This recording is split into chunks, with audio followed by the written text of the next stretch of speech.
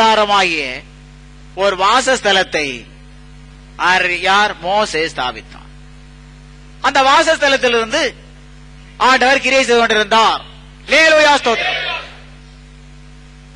அந்த வாசஸ்தலத்திலிருந்து ஆண்டவர் கிரியை செய்து கொண்டிருந்தார்.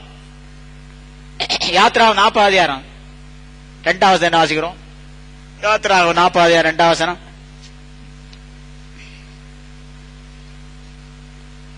முதலாம் மாதம் முதல் தேதியில் ஆசரிப்பு கூடாரத்தின் வாசஸ்தலத்தை ஸ்தாபனம் பண்ணு. போதும். ஆசரிப்பு கூடாரத்தின் வாசஸ்தலத்தை ஸ்தாபனம் பண்ண வேண்டும், ஸ்தாபிக்க வேண்டும் என்று ஆண்டவர் சொன்னார். அவண்ணமாக மோசே ஆண்டவர் சொன்னபடியே ஸ்தாபித்தான். அது மகா பரிசுத்த ஸ்தலம். பரிசுத்த ஸ்தலம், பிராகாரம் என்றதான 3 பிரிவுகளோடதான் இருந்தது. ஆண்டவர் அங்கே பிரத்யட்சம் வெளிப்பட்டு அங்கே கிரியை செய்து கொண்டிருந்தார். அவருடைய கிரியை அந்த ஆசரிப்பு கூடாரத்தின் மூலமாக நடந்து கொண்டே இருந்தது. முதலாவது மோசே மூலமாக ஆரம்பிக்கப்பட்டு அதுக்கப்புறமாக அநேக ஆண்டவருடைய ஊழியக்காரர்கள் இருந்தார்கள்.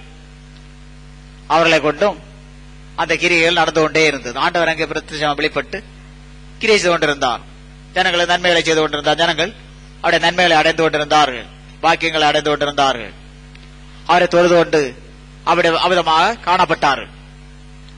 ஆசரிப்பு கூடாரம் அது ஒரு இடத்திலிருந்து அவர்கள் பிரயாணம் பண்ணும்போது அடுத்த இடத்துல கொண்டு போவார்கள். அதெல்லாம் கலட்டி இன்னொரு இடத்துக்கு கொண்டு போவார்கள். அங்காக சென்று கொண்டே இருக்கும். அவர்கள் இஸ்ரவேல் ஜனங்கள் கானானை நேராக பிரயாணம் பண்ணும்போது இது ஸ்தாபிக்கப்பட்டது. எகிப்திலிருந்து புறப்பட்டு கானான் தேசத்துக்கு நேராக பிரயாணம் பண்ணினார்கள். அப்படி பிரயாணத்தின் போது இந்த ஆசரிப்பு கூடாரம் ஸ்தாபிக்கப்பட்டது. அது அவர்கள் எங்கெங்கெல்லாம் போனார்களோ அங்கே எல்லாம் ஸ்தாபிக்கப்பட்டு அந்த இடத்தில் வைக்கப்படும். அந்த இடத்தில் ஆண்டவருடைய மகிமை காணப்படும், அவருடைய கிரியை காணப்படும். ஜனங்களுக்கு தேவையான ஆலோசனைகள் அங்க உள்ள அந்த ஊழியக்காரர் மூலமாக ஆசரிப்பு கூடாரத்தில் வேலை செய்கிறதான அந்த ஊழியக்காரர் மூலமாக அவருடைய தாசன்மார் மூலமாக ஆண்டவர் அவ்வப்போது காரியங்களை வெளிப்படுத்துவார், அறிவிப்பார். அகுணமாக அப்படி ஒரு கிரியை நடந்து கொண்டே இருந்தது. ஆண்டவர் அங்கே பிரத்யட்சமாய் காணப்பட்டார்.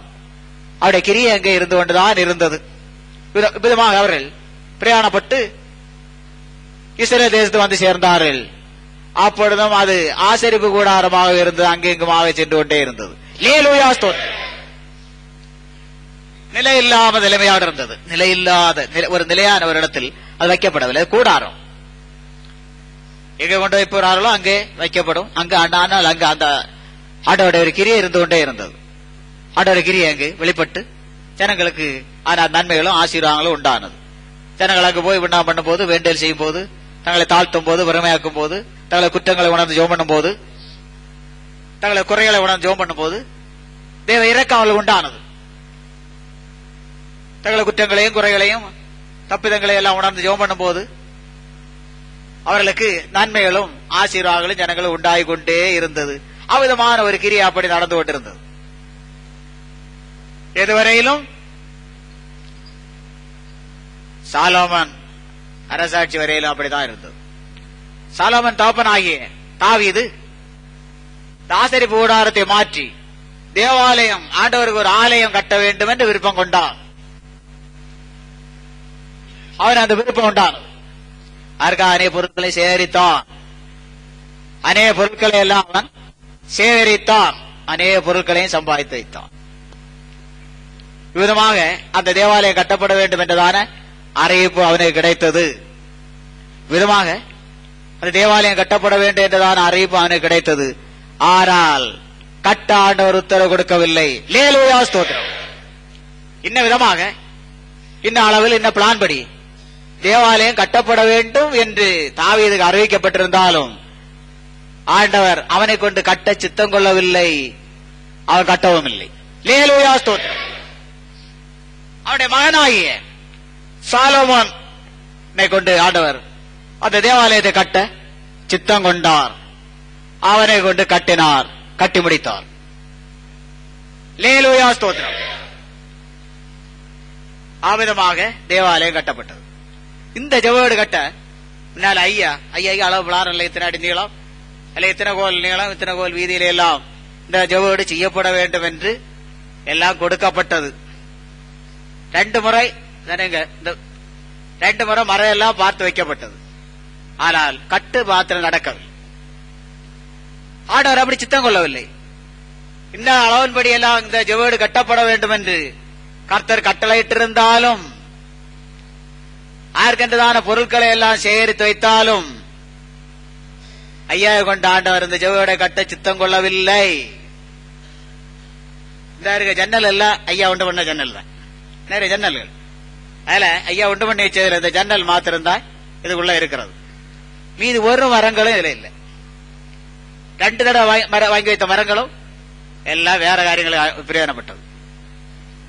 அந்த காலத்தில் என்ன தாவீது விருப்பம் கட்ட எல்லாம் பொருட்களை எல்லாம் சேகரித்து வைத்தும் ஆண்டவர் சித்தம் கொள்ளாமல் அவனுடைய மகனாகிய சாலோமோனை கொண்டு கட்டினார். அல்லேலூயா ஸ்தோத்திரம். இந்த ஜெபவீடையும் கட்ட இவ்வளவு கோல் நீளத்திலே இவ்வளவு கோல் வீதியில கணக்கெல்லாம் உண்டு. கட்டப்பட வேண்டும் என்று ஆண்டவர் சித்தம் கொண்டு அந்த அளவுகளை ஆண்டவர் கொடுத்திருந்தும் கட்டவில்லை, அது நடக்கவில்லை. இந்த பொருட்கள் எல்லாம் ஆயத்தப்படுத்தி வைத்து நடக்கவில்லை. கொஞ்சம் அதுல கொஞ்சம் கற்கள் எல்லாம் போட்டு அந்த காம்பவுண்ட் எல்லாம் கட்டி அதெல்லாம் வைத்தும் ஒன்றும் நடக்கவில்லை. ஆண்டவர் சித்தம் இல்லை, அது அவருக்கு சித்தம் இல்லாம நடக்கவில்லை.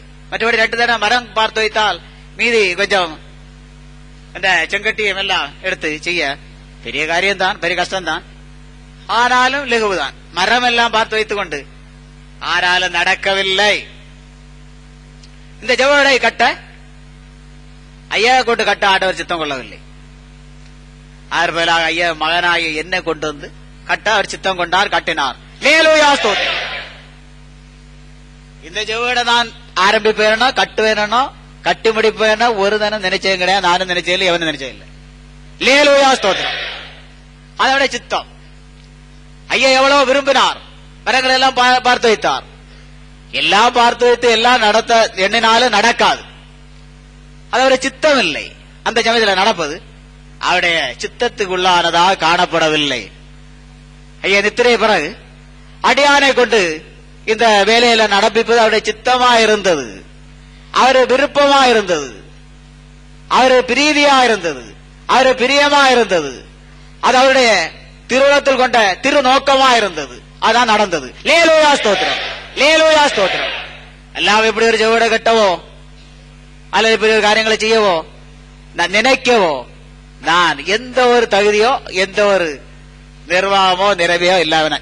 அல்லேலூயா ஸ்தோத்திரம். அது ஆண்டவர் சித்தம் கொண்டார்.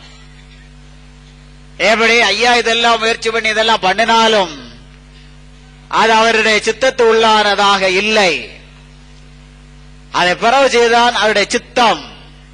எவ்வளவோ விரும்பியும் 2 முறை மரங்கள் எல்லாம் பார்த்து வைத்தும் நடக்கவில்லை. பிறகுதான் நடந்தது. அக்காலத்தில் என்ன தாவீது எவ்வளவோ விரும்பியும் நடக்கவில்லை. சாலோமோனை கொண்டு நடந்தது.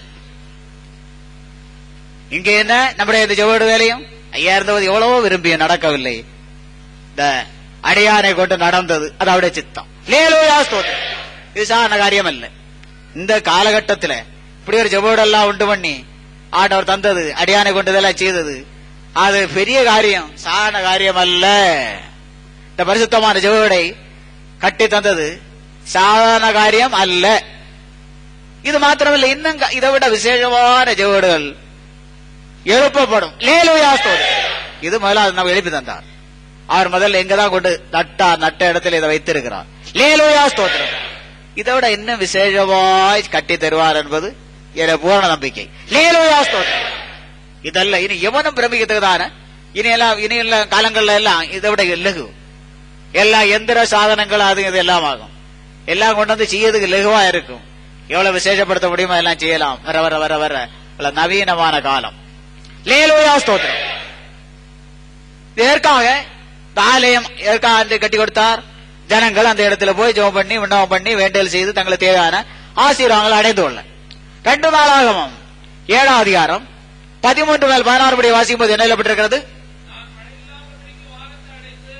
எப்படி எதற்காக இதெல்லாம் அந்த தேவாலயம் ஜனங்கள் அவருடைய சந்நிதியில போய் தங்களை தேவை